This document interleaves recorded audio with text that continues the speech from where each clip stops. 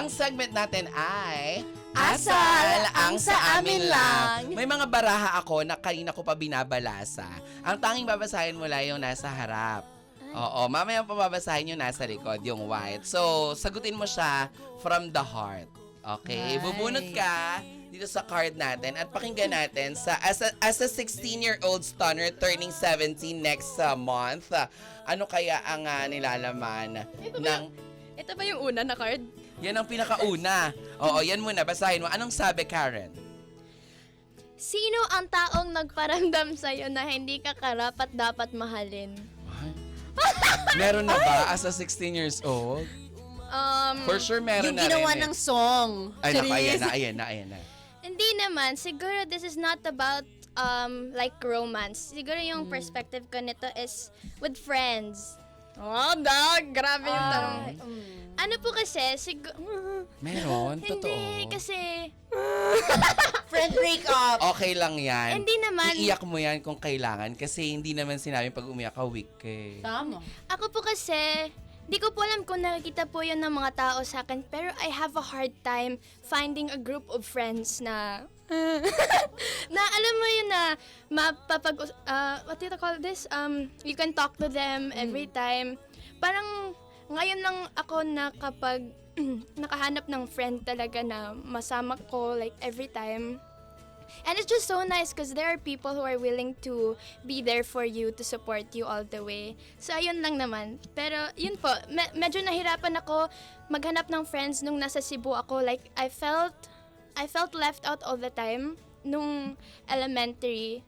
And people might think I'm exaggerating, pero totoo naramdaman ko po yun. Like, wala akong totoong group of friends like barkada. Ayun lang naman.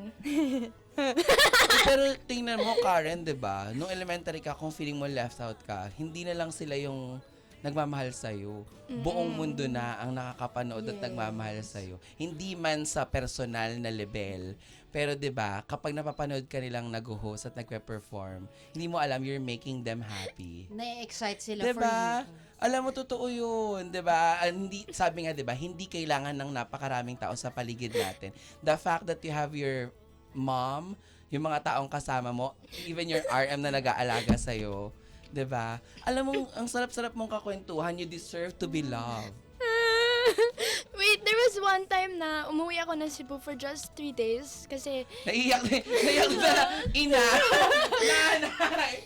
kasi 'di ba may taping days yung Itbulaga. So I was able to go home to Cebu. And then I tried to reconnect with my old friends sa Cebu. I tried chatting them. Tapos nakapag-meet naman ako sa kanila. Alam mo yun, yung parang bumalik yung time na I was able to see them. It was just so nice to reconnect.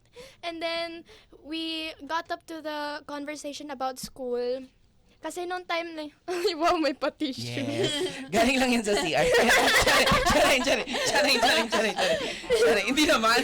Galing naman yun sa nabago naman. Oo, yan din. Okay, go. Hindi lang, umabot kami Thank sa... you, DJ Sideshow. Umabot kami sa topic about school. Ganito nila. Kasi nung time na yun, online class ako for 4 years nung junior high school kasi mas pinili ko po maging practical with my schedule sa Itbulaga.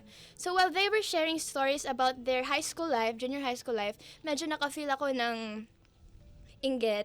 Kasi nga, parang na-fulfill nila yung high school life. Oo, Normal. ganon. Kaya sinabi ko nung nag-senior high ako, I'm grade 12 ngayon. So nung nag-grade 11 ako, sinabi ko talaga mag-face-to-face ako kahit anong mangyari. Kasi, Gusto mo ma-experience. opo, gusto ko pa talaga may experience. So I got to experience it now. Diba? The Saya. connection. Oo. Yeah. Basta wag mong it's normal and it's valid na naramdaman mo yan. Kasi syempre sa young girl, 'di ba? Ang normal sa mga bata is to play with your friends, 'di ba? Yung ganyan. Oo. Pero sabi ko nga sa'yo, tatandaan mo ha, hindi lang sila yung nagpa-left out sa'yo, pero pinalitan ni Lord yun ng buong mundo, ha? Yes. Buong Pilipinas, 'di ba? Mula Batanes hanggang Hulo. Sabi nga sa kanta nyo sa Itbulaga, 'di ba?